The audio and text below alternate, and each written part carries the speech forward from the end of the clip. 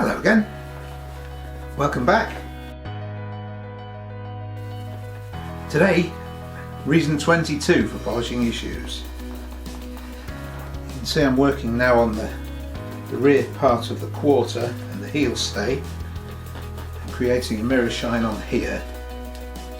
There's no point in trying to put a mirror shine on the bendy bit on the vamp, because you'll just break it, you'll crack it as you walk.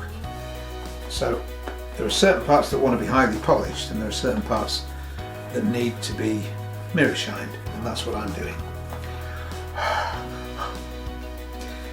You know, I could not make a pair of shoes like these if I tried, and the people that do make them have been at it for years and years and years.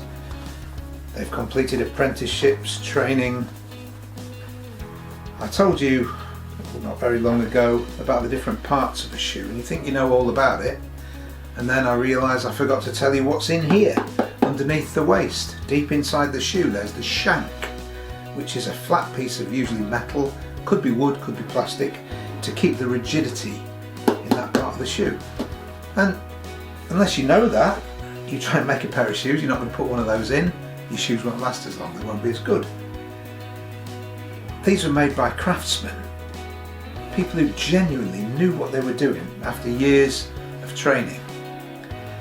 And for someone to walk about and kick the fronts out, not bother to maintain the leather, and just to wear them out and then throw them away and buy a new pair, that is disrespecting the work and the level of knowledge that has gone into creating something like this that most of us, you or I, could not do, not without years and years of practice.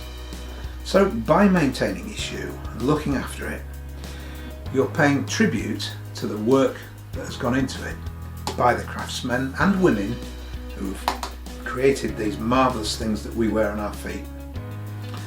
So there you go. Reason 22, respect and tribute to the craftsmen and women who have made these shoes and all the work that's gone into it.